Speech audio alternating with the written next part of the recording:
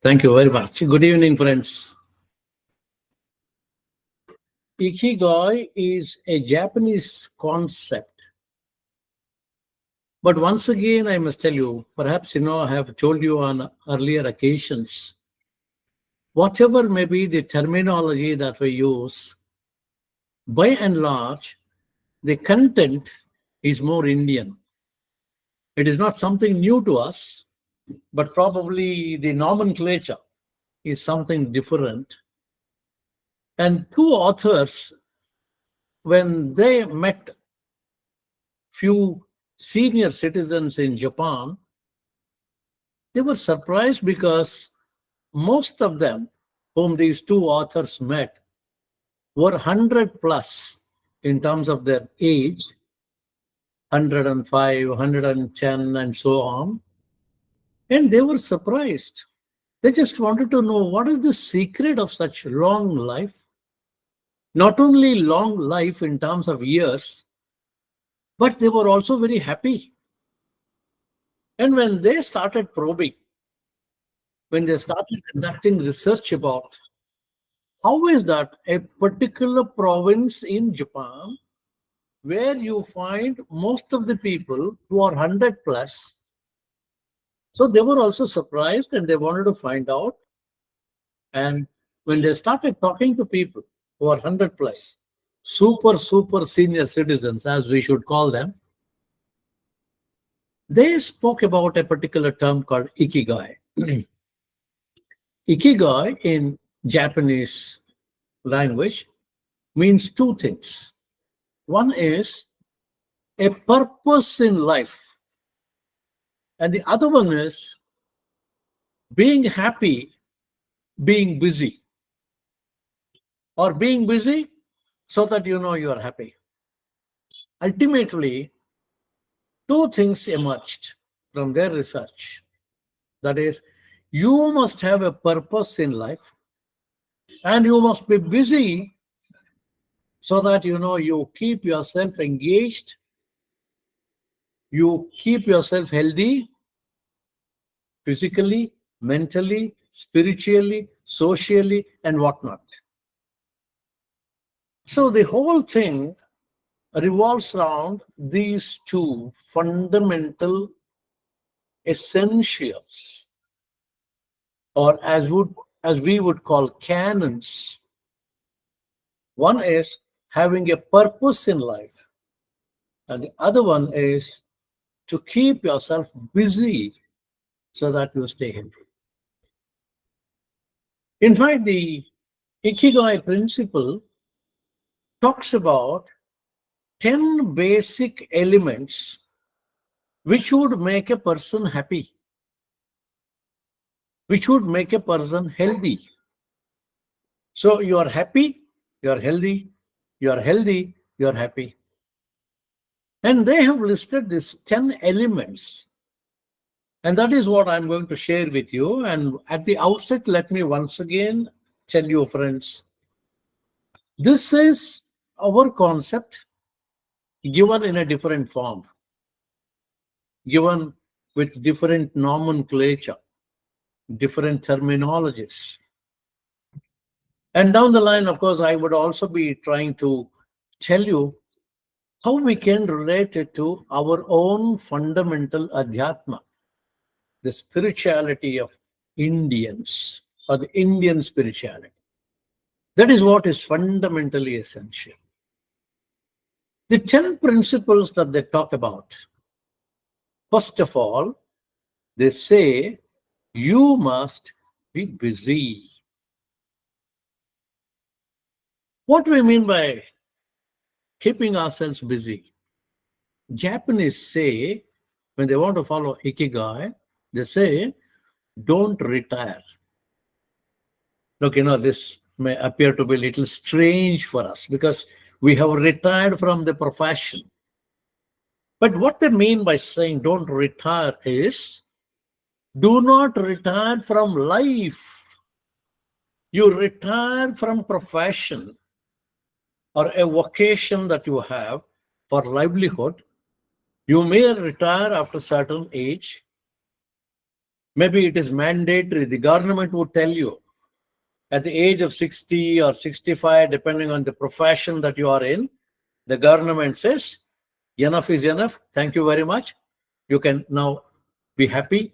Just retire. That is retirement from the profession, from your vocation. What Japanese say is, do not retire from life. This is what is very interesting. Because I had long ago read a small article in Reader's Digest. The title of that particular article was Retired but Not Tired. See how beautifully it was captioned. Retired but not tired. I have retired from the profession, but I'm not tired. I have still something to give to the society. In fact, our own concept talks about the different ashramas. And they say after a certain age, you must go to Vanaprastha. Vanaprastha is starting off letting go. You start, you let go. Let our youngsters manage. Let them take over. I will not interfere. But even a Vanaprasthi has certain responsibilities towards the society, and that is what Ikigai talks about. You are more a consultant. When people come to you with certain questions, certain queries, it is your responsibility to address them because of your age, because of your qualification, because of your experience in life. You may not have academic qualification, but you have qualification because you have experience. I always keep telling people that the greatest university in life is life itself, the experience that we have. So, a Vanaprasthi is supposed to share his knowledge, share his skill. He owes something to the society. So, this is the age because you have contributed enough to your family, enough to yourself. Now is the time for you to contribute to the society. That is what Ikigai says, do not retire. In fact, that is what our elders were always saying, that you must have a very healthy hobby. This, I always keep stressing on this, highlighting this, because I have seen a lot of people who become a problem for their family members the day they retire. I don't know whether I had shared this with you earlier. In case I have done that, it may be a repetition. I beg for your excuse. Once a lady called me and said, "Sir, I want to meet you in person." I asked her, "Madam, tell me, who are you? I don't know, you are making a call to me and say that you want to meet me. Please let me know who you are." She said, "I'm wife of so-and-so, a scientist who has retired from LRDA. We were training all the DRDO establishment for more than 10 years. So she said, I am wife of a senior scientist who is from LRDA. He is retired and I want to meet you." I said, "Yes, madam, please come." She came to my office. When I was working for Jain University, she met me. Only request that she had was, "Sir, don't pay any salary to my husband. Do not give him any assignment. But please make him sit in your office between 10 and 4. I will be very happy if you can do this." I asked her, "Why?" She said, "Sir, he has very recently retired and it has become a real big headache for all of us, for me, my son, my daughter-in-law, to manage him at home between 10 and 4. So we request you to give him some engagement." Why I'm sharing this to you is, friends, as I was telling you, there are some people, the day they retire, their life becomes blank. they have nothing to do. That is not life. You must have enough and more to do even after your retirement. So that is why I always request people, please have a healthy hobby. Very recently, I was talking to a senior person, a highly knowledgeable person, though not academically qualified. He asked me one question. Have you seen the photograph of goddess Saraswati? I said, yes, sir, I have seen. In fact, we worship. We do Saraswati Puja. We keep the photograph. And he asked me one question. Saraswati holds a book in her hand. She has a japamala. She is sitting on a rock. She has a veena in her hand. Can you tell me what this symbolizes? I said, a book represents knowledge. The japamala talks about japa, sitting on a rock very firmly, on a firm pedestal, is to say that, you must be grounded. You must have your foundation very strong. He said, yes, all that is fine. But why does Saraswati hold a veena in her? I said, sir, what I know is that is one of the vidyas. We talk of 64 vidyas. Maybe that is one of the vidyas. So she is representing Vidya, goddess of Vidya. So she is holding it. He said, no. Please remember, every individual must have knowledge, symbolically represented with a book in the hand of Saraswati. But at the same time, you must have some form of art which will give you something other than your vocation. And when he said some form of art, when I say art, you don't imagine dance, drama, singing, and all that. But apart from that, there are so many arts. Any art. For instance, communication is an art, teaching is an art, building is an art, anything, some art form you must be good at, so that when you retire, you have something to fall upon, fall behind. And that will give you that required vocation or engagement in your life so that you enjoy your life and you have a purpose in your life. And that is why I say, let's have some healthy hobby.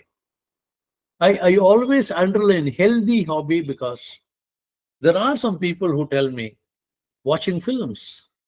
I tell them watching films is not a hobby, it's only a pastime activity. Because to become a healthy hobby, it should give you something which makes you happy. You enrich yourself in terms of knowledge, and it is not very taxing. It gives you health more than anything else. It makes you healthy. Physically, mentally, spiritually, you are healthy because of that particular hobby. That's a very healthy hobby. Watching films is a pastime activity. Watching serials on idiot box is a pastime activity. So this is what they say. Do not retire from life. And you have that urge to do something in life post-retirement. Because I'm sure, all of us would have a dream that, we should accomplish something. And because of the work pressure, because of the family pressure, maybe, most of us would not have been achieved. This is the time. So that is what they mean by saying, do not retire. You must continue to do something which is constructive, which also gives you happiness. Ultimately, at the end of the day, that is what is very important. Because you see, those who read, those who speak, those who engage in some creative art form, their brain will work actively. As long as the brain is working actively, your mental health is taken care of. That will contribute for your physical health. Because most of the health issues that we see today in this present era are psychosomatic. More of psycho than soma. More of physical problems more of mental problems than the physical problems. So it would address all this moment you keep your mental health intact. So that is what they mean by saying, don't retire. Pursue, which gives you happiness, which would also make others happy. So essentially, this is the first principle they talk about when they talk about Ikigai. The second is, as I was telling you, purpose in life. What is the purpose of life? There are two things that we should understand, all of us, irrespective of age, irrespective of gender, irrespective of profession and all that. There are two things that we have to. I was reading a book on success. And the author, I have forgotten the name of the author, I'm sorry. But I must tell you, he says, the most successful person is one who makes a single soul happy each day. At least one soul happy a day. If you can achieve this, you are the most successful person on this earth. Earlier, on some occasion, I remember I have told you this because our scriptures talk about this. It says, Santosham Janaet Pragnaha Tadeva Ishvara Pujanam. To make somebody happy is the real worship of the Lord. You need not worship if you can make one soul happy every day. And that would begin from our homes. I always tell this to my people. Whatever you do should begin from home. As the saying goes, charity begins at home. Everything must begin at home. I must strive to keep my wife happy, my children happy, my grandchildren happy, my daughters-in-law or sons-in-law, and so on and so forth. My own people to start with. I must keep them happy. Then you increase this. Keep reaching out. Make others happy. Your neighbors, your friends, your colleagues, and so on and so forth. And they say that is the real purpose of life. If you can make somebody happy, what else do you need? Because one thing, Dr. B.M. Hegde, most of you know him. He needs no introduction. He has made a wonderful presentation on what is Papa and Punya. He says, Punya is when you make somebody else happy. And he also says, you must have that broad-mindedness where you love everyone unconditionally. This is something very important. And recently, when I was just, dabbling about love, I found out. They say a genuine love as we mean, as Indians mean, it has 4 basic elements. And he says, if you have these 4 basic elements, love is true love. Otherwise, it is infatuation. Otherwise, it is some desire or some basic instinct that cannot be termed true love. What are these basic ingredients of love? True love. What we call as divine love. 4 basic elements. They say the first one is you must have the responsibility. Love comes with responsibility. If I love my children, I have some responsibilities.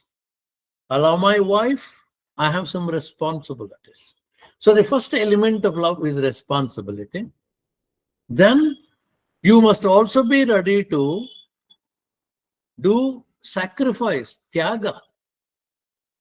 And you must also be ready for seva. And then finally, be ready to excuse, forgive. So they say if you have these four elements, this is what would make love true love. Otherwise, it is not love. So they say the purpose of life is to love all our people. And Indian spirituality doesn't end there, as the Western spirituality says. We don't only love people, we love everything. Animate, inanimate. But one thing that we must understand very clearly, because of late we have imbibed a lot of Western concepts. In the Western society, because everything is driven by money, power, and materialistic pleasure,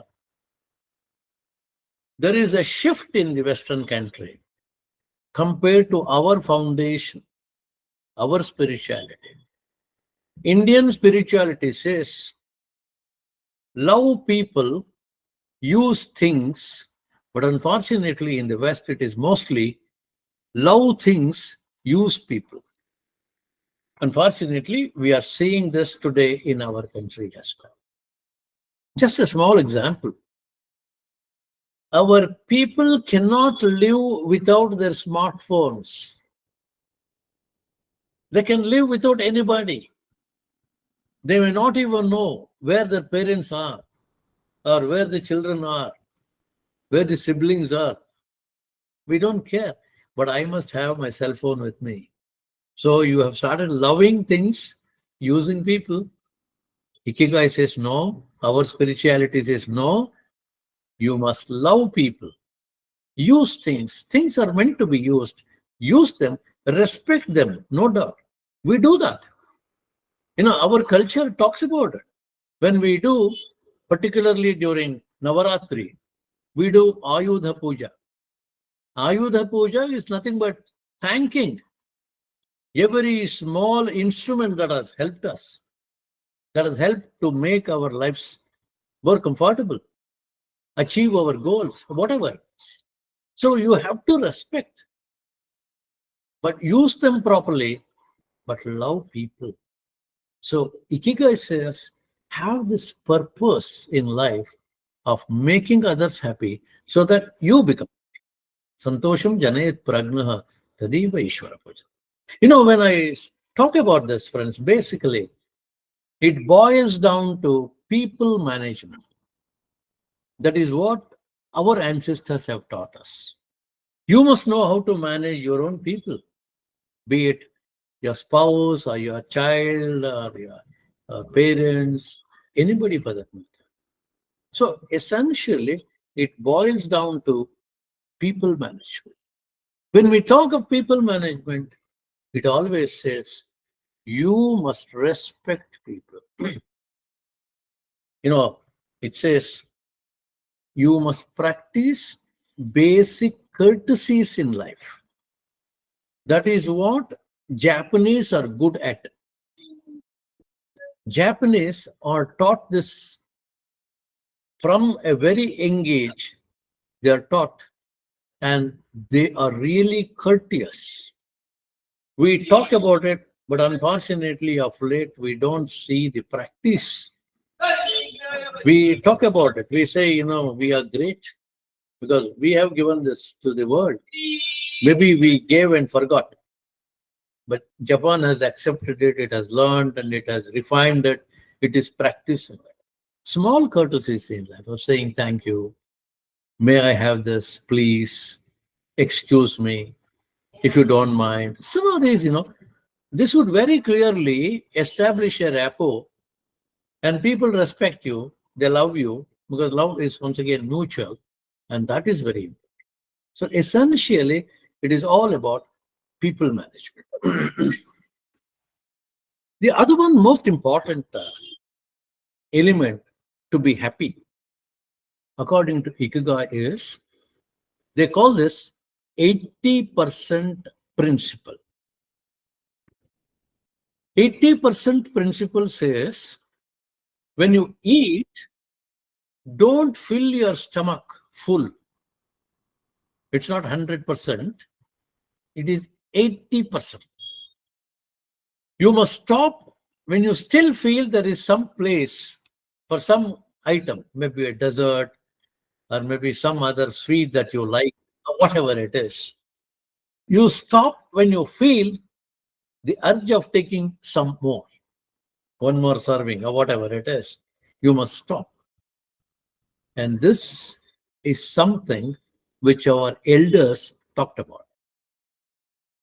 In Canada, please excuse me because I can't translate this effectively into English. I use this and try to tell you in a gist what it means. I'm sure most of you understand Canada. In Canada, whenever we sit to eat our lunch or dinner or supper, whatever it is, invariably the host would tell us, ದಯಮಾಡಿ ಸಾವಕಾಶವಾಗಿ ಊಟ ಮಾಡಿ. We have mistaken this. ಸಾವಕಾಶವಾಗಿ ಊಟ ಮಾಡಿ ಅಂದ್ರೆ ಆರಾಮಾಗಿ ಕೂತ್ಕೊಂಡು ಚೆನ್ನಾಗಿ ತಿನ್ನಿ, ಹೊಟ್ಟೆ ತುಂಬಾ ತಿನ್ನಿ, ಹೇಳಕ್ ಆಗದೆ ಇರೋ ಹಾಗೆ ಕಂಠ ಭರ್ತಿ. ನೋ. ಸಾವಕಾಶವಾಗಿ ಮೀನ್ಸ್ ಇನ್ನೂ ಸ್ವಲ್ಪ ಅವಕಾಶ ಇರುವ ಹಾಗೆ. That is savakasha. That is what 80% in Ikigai means to us. Don't fill your stomach completely. Stop eating when you feel you can take some more. Savakasha. That is what our ancestors said. I still remember my aunt, a widow, her child, a posthumous child. She was married at the age of 12.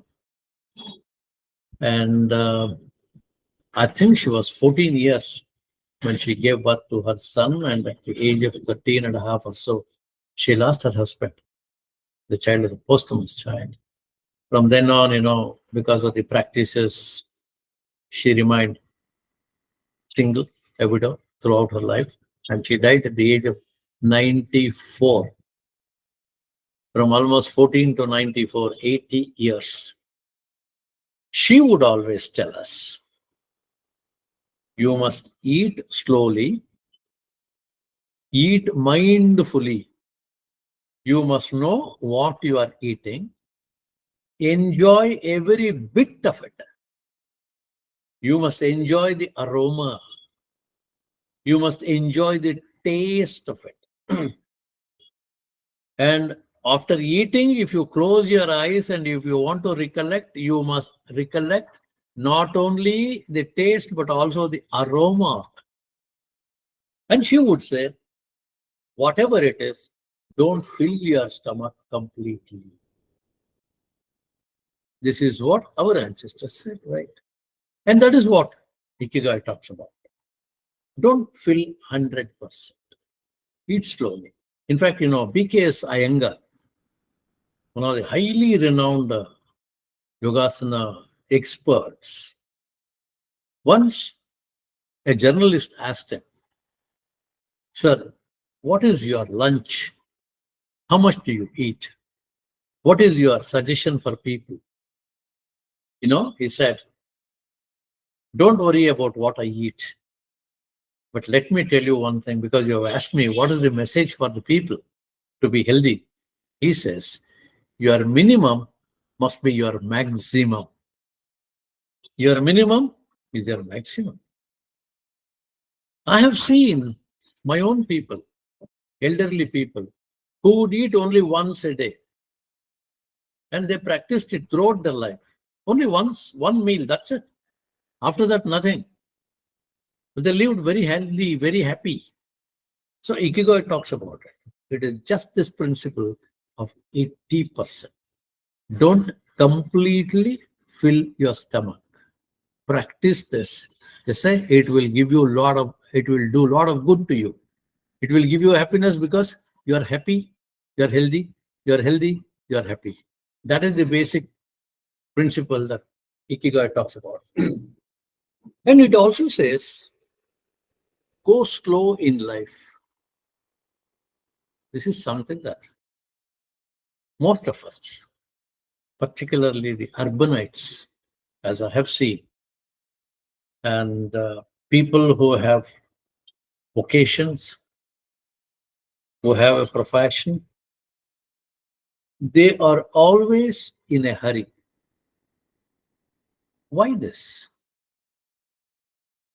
And as somebody very humorously said, everyone is in a hurry, but no one comes on time.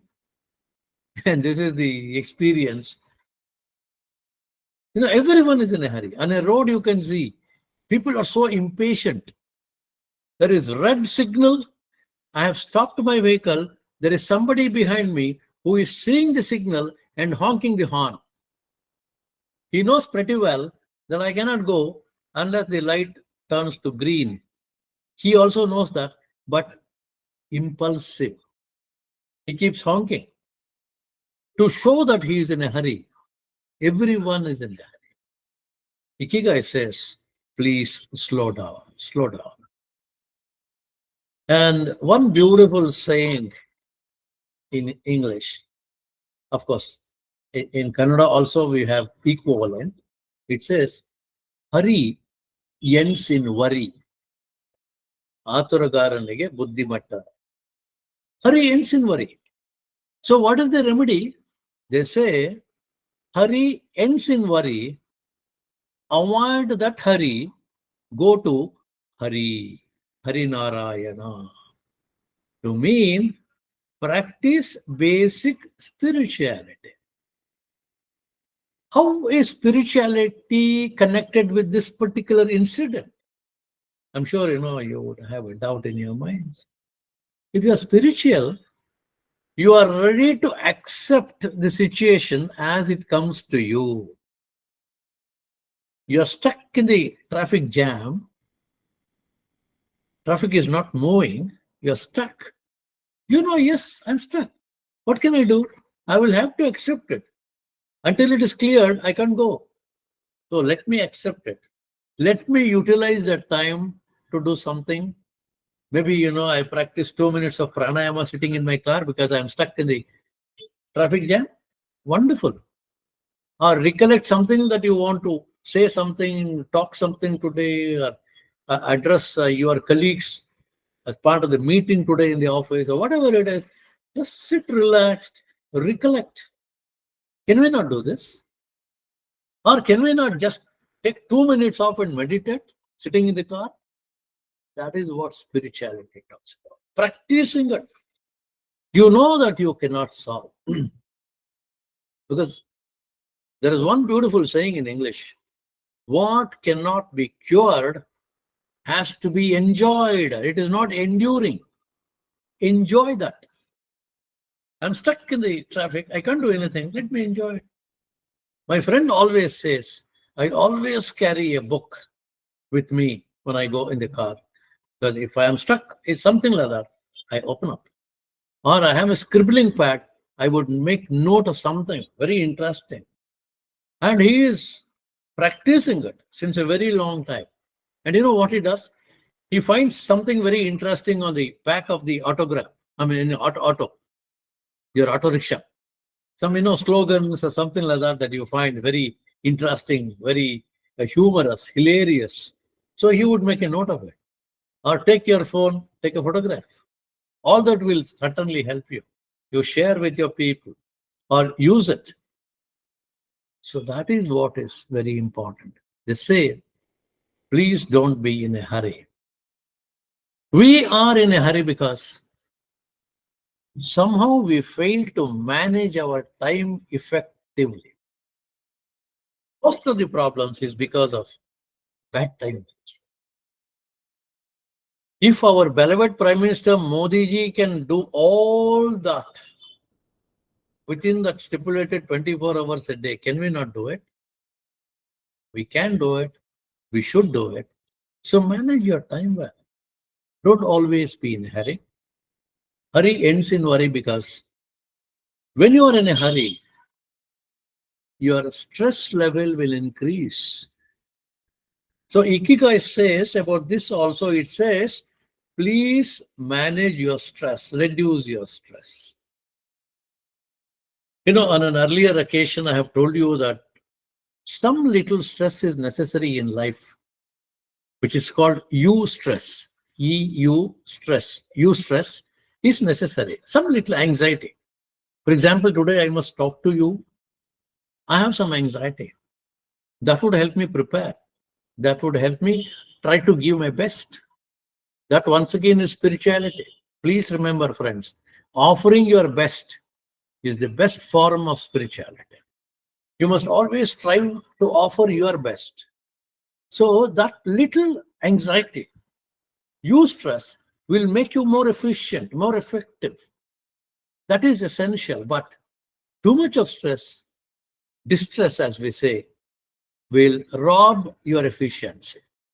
You will not be able to achieve anything. As a consequence, it will have a lasting impact on your health.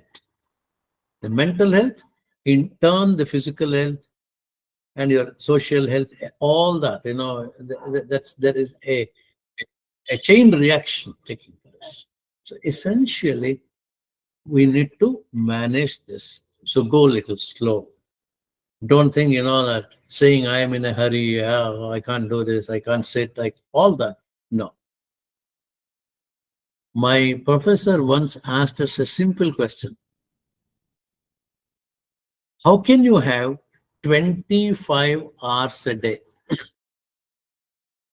We all know that we have 24 hours. But he asked this question. We were surprised. Then we said, sir, we don't know. We only know that we have 24 hours a day. How can we increase it by 1 hour? With a smile on his face, he said, get up 1 hour early. That's it. So that you have 1 hour extra. That's what we need to do. Manage your time. And the next principle in Ikigai is, once again, coming back to our own system. It says, keep yourself busy to mean get involved in some physical activity. Don't be sitting all the while. For some time, it is okay. If you're sitting more than half an hour or 1 hour at the same place, it's not good for your health. So you must get up. Earlier, that was the practice that we had. But unfortunately, after Britishers left, we have imbibed a lot of those qualities. We want our people to address us as Sahibru. You will not be happy if somebody calls you by name or your designation. No, Sahibru. And that Sahiba will never get up from his chair. You have a cordless bell, you just press that switch, somebody would open the door and come to you and say, get me a glass of water. You don't go and fetch a glass of water for yourself. No. But Ikigai says, stop that. Don't sit too long at the same place, whatever you are doing. Even if I am retired, I'm reading a book. Ikigai says, take a break. After half an hour or 45 minutes, take a break, go out, stand in the sun for a few minutes, come back, start reading. Go have a small sip of water or some fruits or whatever that you would like to have, a sip of coffee or tea, whatever it is. Get up from your seat. Don't order somebody to get it to you at your seat. Get up. You must constantly be moving. And they say this is one of the basic principles to keep you healthy, to keep you happy. And of course, along with that, we have exercises, we have yogasanas, And nothing like, one of the best exercises, according to most of the doctors, according to B.M. Hegde, once again, he says the best exercise for everyone, irrespective of the age and gender, walking is the best exercise. And he says, man is not meant to run. He says, animals are meant to run. They have 4 legs. We have only 2. And he says, you must walk, don't run, walk. You may walk briskly, but don't run, walk. Walking is the best exercise. And of course, we also know walking in the morning is the most ideal, because you must expose your body to the sunlight, the early sun rays, which would supply you the most important vitamin, the vitamin D. And that will once again help you, because vitamin D is one of the chemicals in the form of serotonin, which is the mood stabilizer. The mood stabilizer serotonin is very important, and that is supplied when you go out in the sun. The body absorbs the sun rays, helps you to convert that into serotonin, and you balance your mood. There is no swaying of mood, which means mentally you are healthy, which would make your body healthy, because your bones will become strong because of the vitamin D, and that is what they suggest. So you have to do this. Apart from that, of course, if you sit and meditate in the open, in the nature, I'll come to that. Of course, they also suggest that as a separate element. I come to that a little later. But this is something which is very, very important. And that is what our ancestors said and did. Friends, I'm sure, all of you have understood this importance of having our temples near seashores, on hillocks, on the banks of rivers, or at least a pushkarani, a pond near the temple. And most of the civilizations started on river banks. And then, our ancestors realized, apart from getting up early, taking bath in the river, you offer arghya, you are facing sun, salutation to the sun, Surya Namaskara. All that aims at giving you that serotonin, vitamin D, which will make you happy. And not only that, when you get up early, when you take bath, you feel fresh. That once again is the hidden agenda of our ancestors. And I have told you on an earlier occasion, at home when we perform puja after bath, you use flowers which have good fragrance. That is what is said in our prescription for puja. Sugandha Bharita Pushpa. Any flower with that fragrance. Now today people talk about aromatherapy. Same thing. So that would make you happy. You are happy. Your mood is stabilized. Once your mood is stabilized, you are happy, you remain happy. And when you go to the temple, which is on a hillock, you trek. Is it not physical activity? So going to the temple and performing what is called as parikrama, pradakshina. And there are temples where they tell you that you will have to offer namaskara at every corner. And in some temples, they insist that you will have to have that prostrating namaskara, sashtanga namaskara, in all 8 directions of the temple. Ashta Dikkugadu. So all this is nothing but physical activity, which is very, very important to keep you healthy. So it's in a different form, different nomenclature, as I told you, but that's what our ancestors said and did that. They practiced it. In fact, I have seen our people offering what is called as Hejje Namaskara. For every foot, every step that you take, You offer one namaskar, head namaskar. All this will keep you happy, will keep you uh, physically, mentally, spiritually happy, healthy.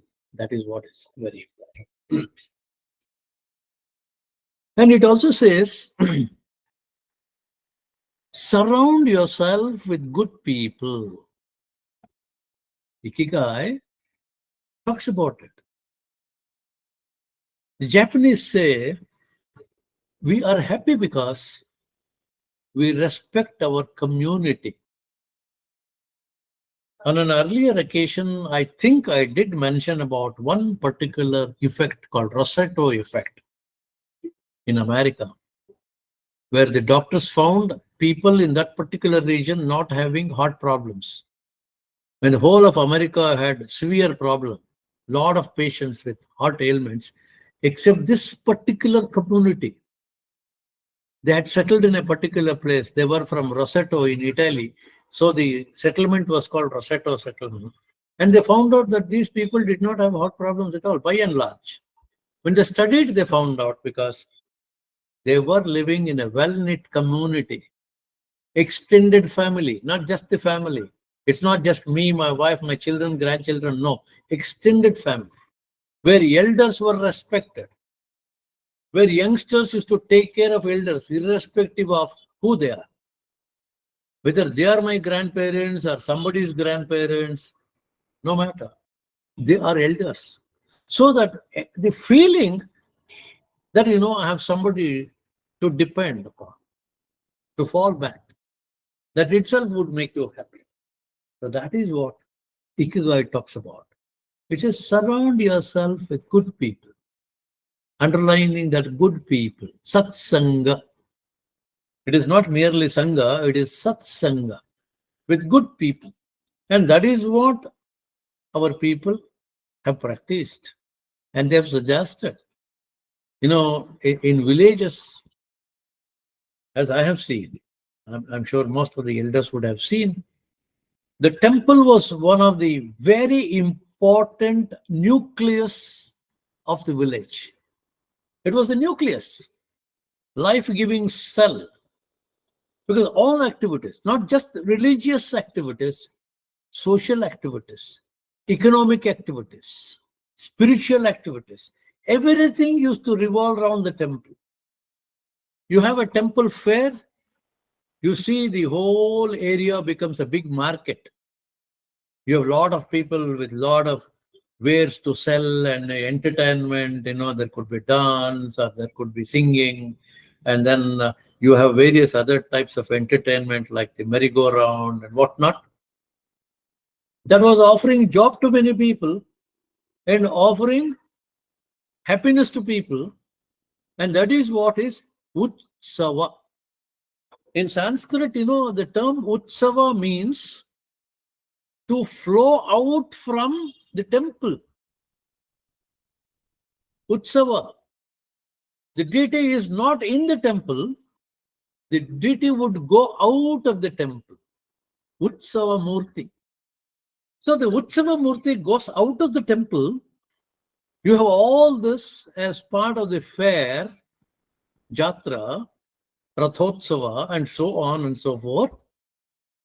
It would give so many other opportunities to people. It was also a hub of cultural activities. All our folk arts like Harikatha or Kolata or whatever it is, there are different forms.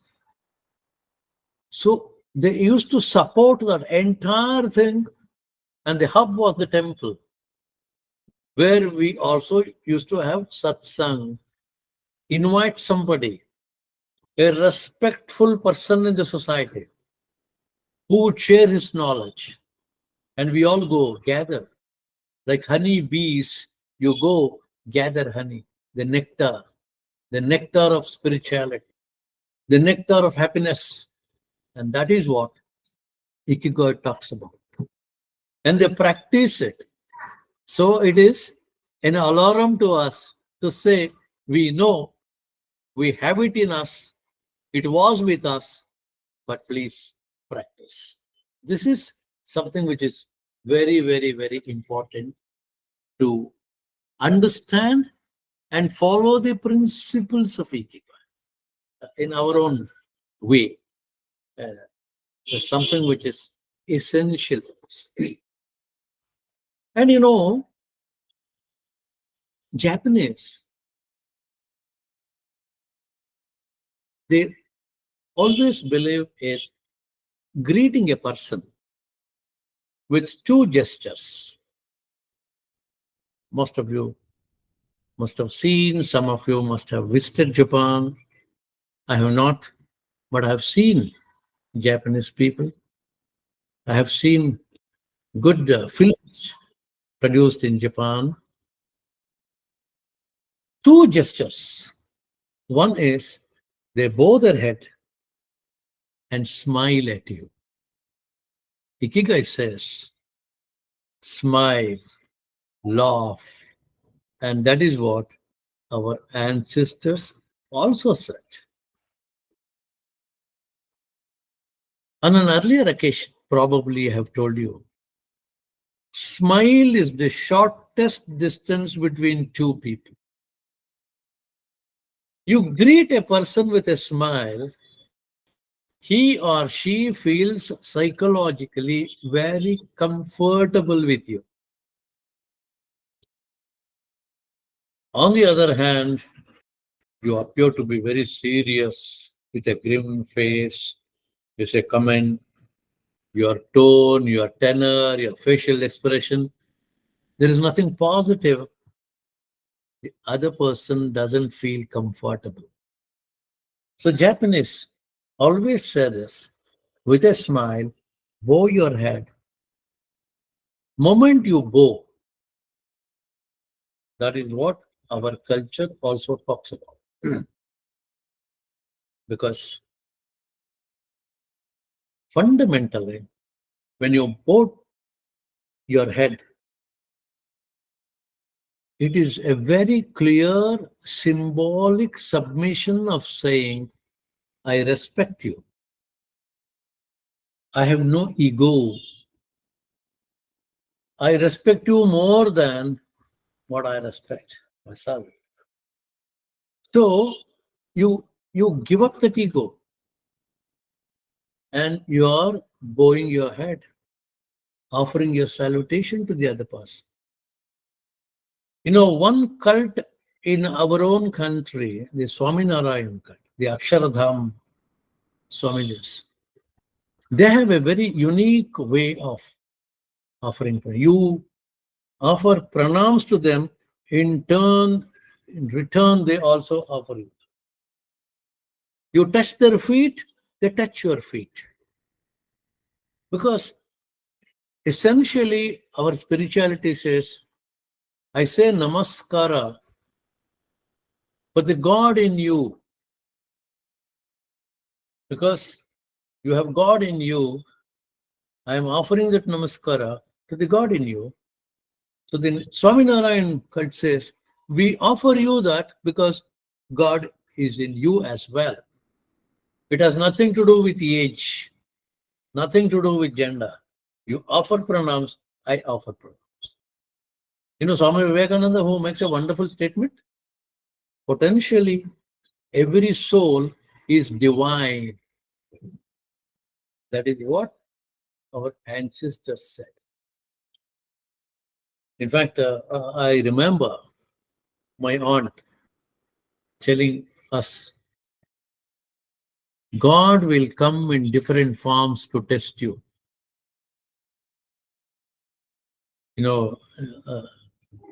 D.V. Gundappa, in one of his kaggas, he talks about it. ಸಾಮಾನ್ಯ ರೂಪದಲ್ಲಿ ಸಂಸಾರಿ ವೇಷದಲ್ಲಿ ಸ್ವಾಮಿ ನಿನ್ನೆಡೆಗೆ ಬರಬಹುದು ವರ ನೀಡಿ ಮೈಮೆ ಕಾಂಬೊಡೆ ನಿನಗೆ ಸಂಸ್ಕಾರವಿರಬೇಕು ತಾಮಸಿಗೆ ವರವೆಲ್ಲಿ Mankutimma. You must have that samskara to see that God in him. Whoever comes to you, whoever approaches you, if you have that samskara, you can see the God in him or her. If you don't have that samskara, you can't see God. So where is vara for you? There is no boon for you. To mean, God is not happy.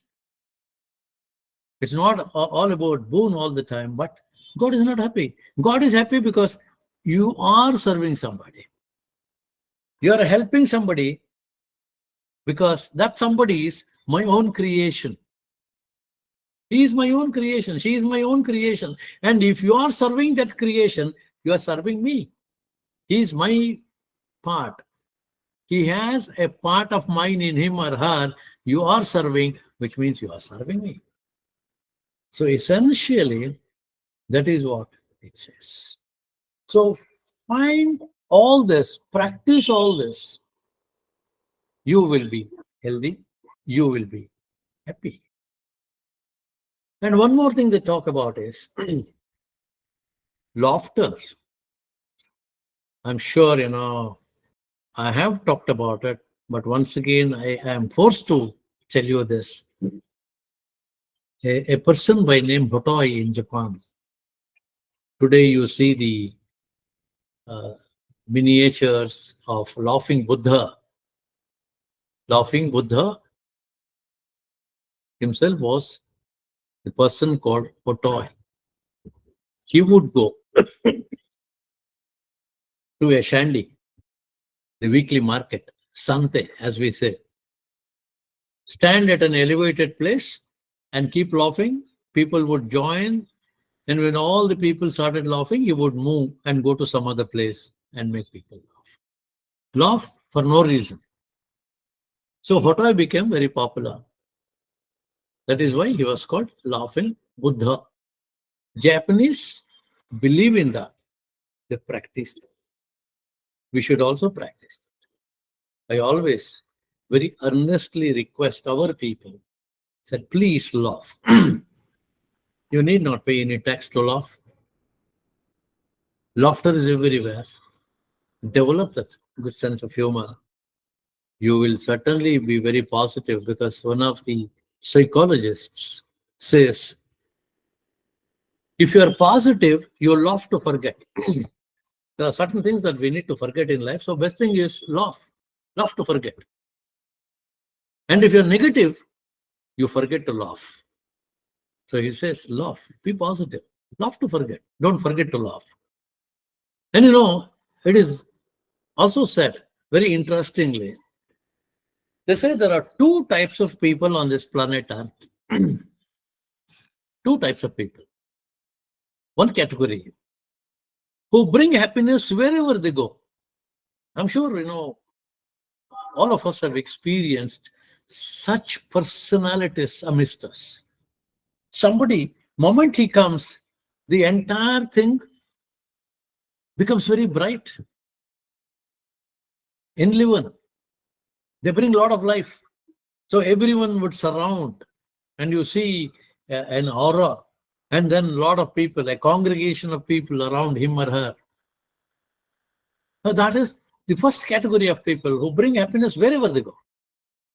The second category, the second type of people, they bring happiness whenever they go, not otherwise.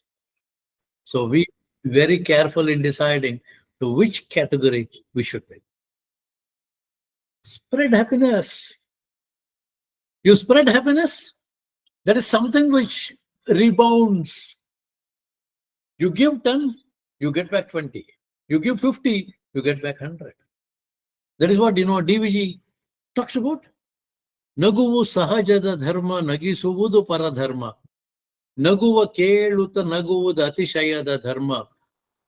Naguva nagisuva nagisi naguta baಳುವ ವರಮಿಗೆ ಬೇಡಿಕೊಳ್ಳೋ Mankutimma. See, there are two special aspects that we must understand. To laugh, yes. Nagu sahajada dharma. We are all human beings. We are endowed with faculty. That faculty which makes us laugh. We can laugh. We are human beings. Of course, as a naturalist and as a wildlife enthusiast, I always tell people, animals also laugh, but we don't know when they laugh. We are not mature enough to understand their language of laughter. We have what is called as laughing kookaburra in Australia, a kingfisher species which is called laughing kookaburra. So forget about it. But essentially, we have been gifted with that. Nagu sahajada dharma, nagisuvudu paradharma. It elevates. You make others laugh. But what is very important is naguva keluta naguvu datishayada dharma. Friends, this is what is very, very important when we relate this to Ikigai. Naguva keluta naguvu datishayada dharma to mean I must have the capacity to enjoy the laughter of others. To mean they are in a state of happiness, I should enjoy that state of happiness with others. I should not be jealous. That is very, very important. You should not be jealous. I must have the capacity to join them, join the laughter, enjoy that, share their happiness, feel that happiness. That would make you more happy. So develop this attitude. That is what Ikigai says. Laugh. Laugh with people. Make them laugh. Laugh with people. Don't have jealousy. Don't envy anyone for that matter. Just do this. And once again, a beautiful saying in English. No one is a failure. No one is a failure as long as he can appreciate the success of others. He or she, for that matter. Don't say that I'm gender biased. The saying goes like that, and I've just quoted it. So no one is a failure as long as he appreciates the success of others. Share that happiness. And that is very, very important.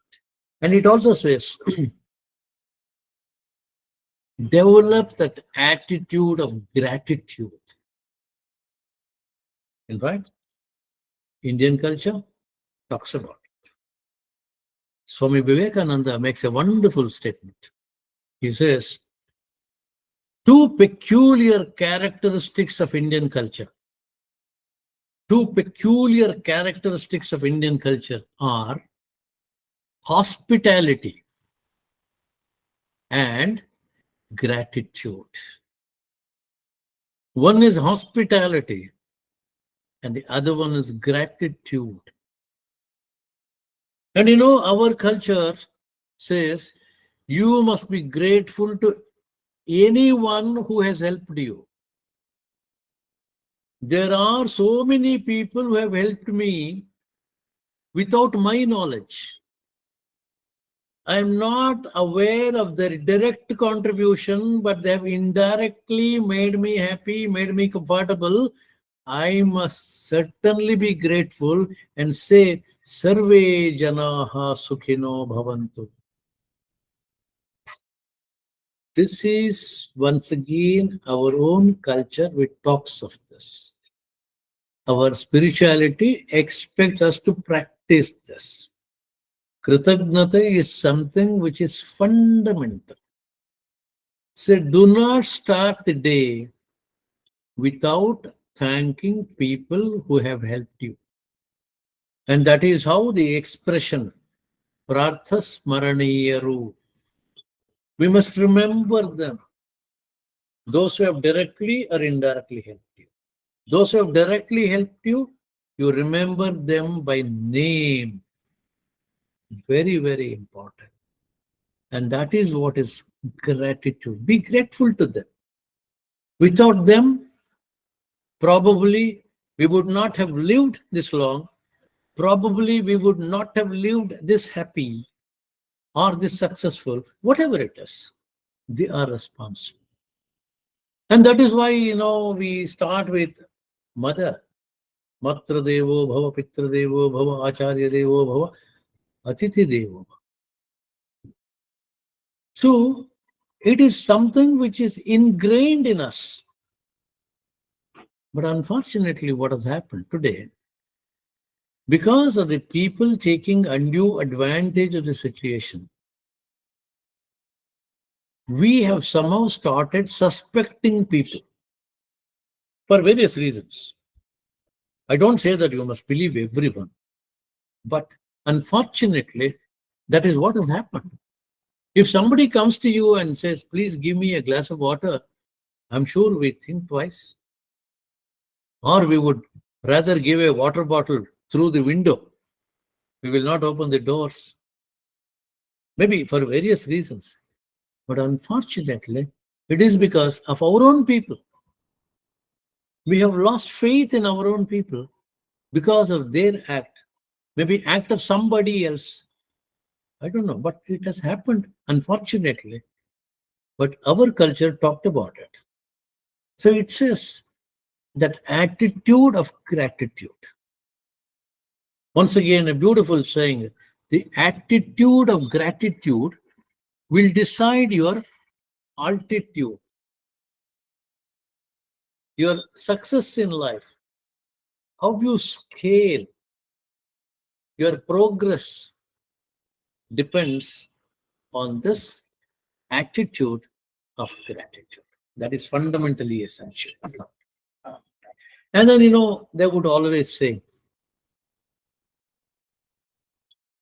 if you want to be happy, if you want to be healthy, one more thing that we must practice according to Ikigai is you must be living in the moment, being present in the present.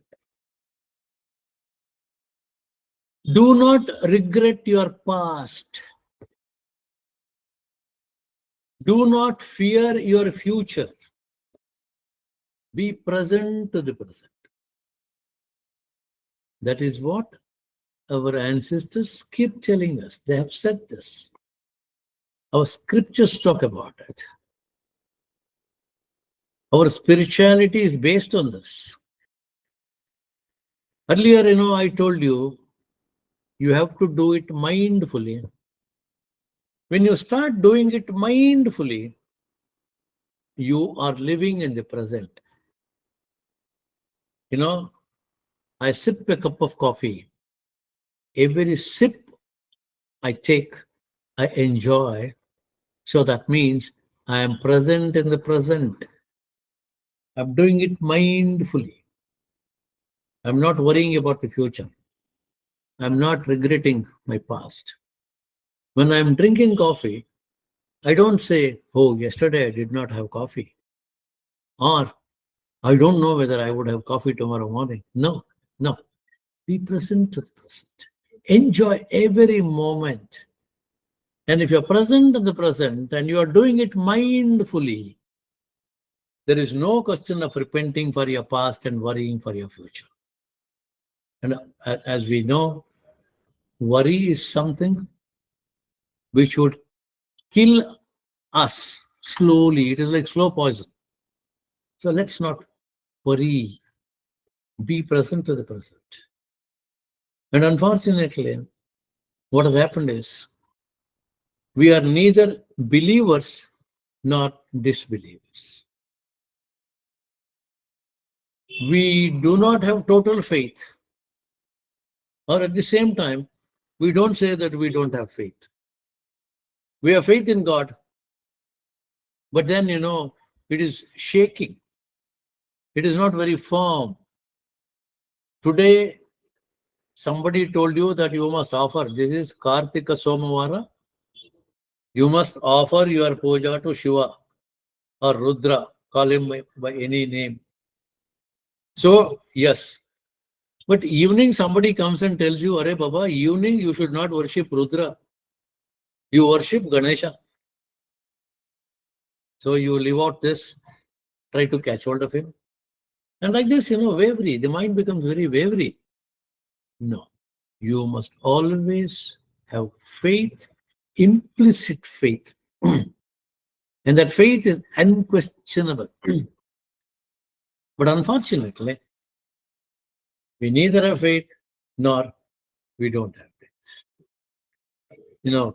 I can't say I have total faith or I can't say I don't have faith. In between. That's why, once again, to quote DVG, he says, ನಂಬದಿದ್ದನು ತಂದೆ ನಂಬಿದನು Pralhad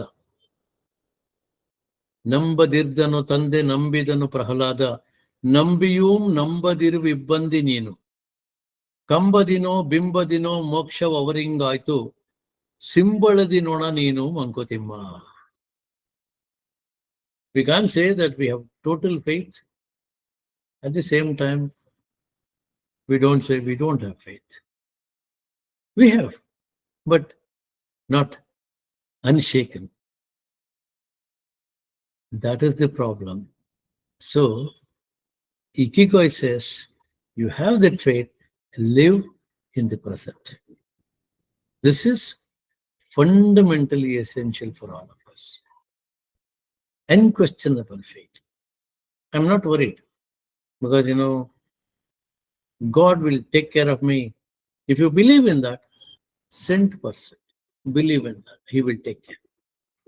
If it is questionable, you have doubts in your mind, the problem arises. That is why it is said in English, don't doubt your beliefs and believe your doubts.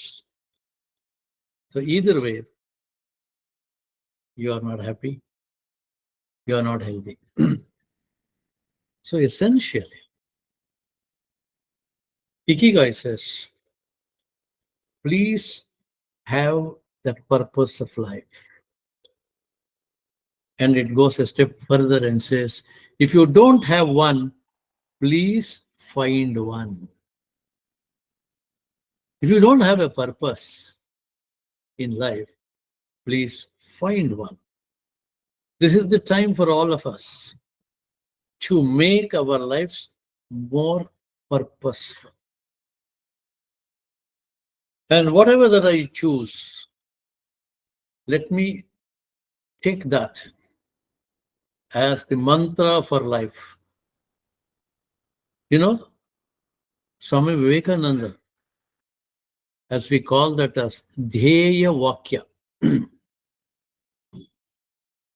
The Dheya Vakya of Swami Vivekananda, that is written in Ramakrishna Ashram. Atmano mokshartham jagadhitaya cha.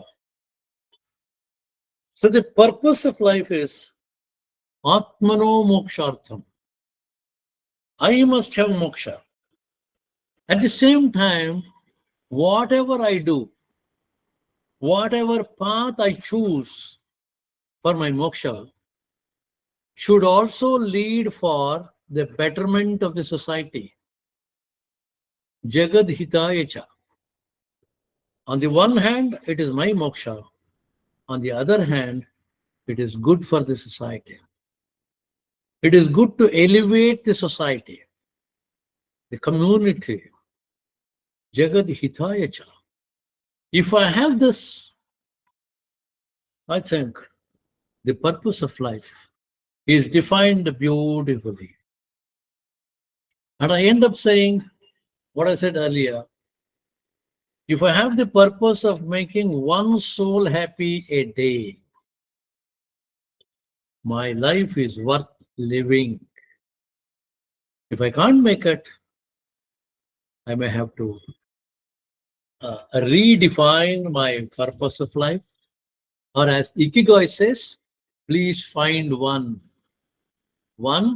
that would really inspire you, that would really motivate you, that would really elevate you. And ultimately, spirituality is nothing but something which elevates you, which would take you to a higher plane. That is spirituality. And I said earlier, offering your best. Whatever you do, try to offer your best. Don't compromise. I cook, I offer my best as a cook. I engage in gardening, I must offer my best as a gardener. Teaching, I must offer my best in teaching. And so on and so forth. That is what the fundamental principle of Ikigai. As I told you, nothing new to us. But this book has become very popular. And that's why I thought, I would try to review this with our own concepts of what is talked about in Ikigai and what they mean and how they practice it and what we practice. And somewhere to remind ourselves that we must practice. Ultimately, knowing will not help. The practice part of it. And if I don't practice, it merely becomes preaching, and preaching has no value today. You practice. Probably I practice, you practice. That would be a lesson for our youngsters to follow. Because, your actions, our actions speak louder than words. I need not even say. They will be observing us. We do something good, people will certainly follow. In the case of Swami Vivekananda, as a very young boy, Narendra, he used to see how his elders were practicing, giving alms to the sadhus who would come. He would offer anything. And one day his mother locked him up in a room. But then what he did? He took out one of the very expensive saris of his mother and threw it to the sadhu. That is something that they pick up. So giving. So the child knew that I must give. And there is a lot of happiness in giving. I'm sure all of you agree with me. There is more happiness in giving than, in receiving. Sometimes we wish we get something, but the joy of sharing, the joy of caring, the joy of giving is something, which would make you happy. Once you are happy, happy hormones are produced in the body. It's dopamine or oxytocin or serotonin or endorphin, the four basic chemicals that are required to be happy, healthy. They're all produced. Because I'm happy, it produces happy hormones. You help somebody who is in need without expecting anything in return. That is what is very important. And that is why I was telling you, when we talk about love, Indian love talks about four principles. The responsibility, the tyaga, the seva, and kshamata. If you can do this, Swami Vivekananda makes one more wonderful statement. I just say that and wind up. Maybe I have overshot. I'm sorry. Please excuse me. Swami Vivekananda says, talking about patriotism. Very recently we celebrated our Independence Day. Talking about patriotism, he says, if you use your intellect and reasoning, you would go a few steps and maybe you stop there. These are the words he says. I want you to remember this, please. If you use your intellect and your reasoning, you would go a few steps and probably you stop at that. But if you use your heart, you will unlock so many hearts and you will offer your best love. And that is the beginning of patriotism. And that is something which is wonderful. Because he also goes further and talks about your head, your heart, your hand. Head to think, heart to feel, and hands to serve. I think that should be our Ikigai. Let's use our head to think, our hearts to feel, and hands to serve. I think Ikigai is defined and we can be happy, we can be healthy. Thank you very much for staying with me. Thank you. I once again thank Sri Vasudev and Srimati Vani Vasudev for giving me this wonderful opportunity of sharing whatever little I know and whatever I thought I should present before you. I don't know whether I have totally succeeded, but I have done that sincerely. That's what I can tell you. And thank you. Thank each one of you for the participation. Namaste. Sri Ramakrishna Parama.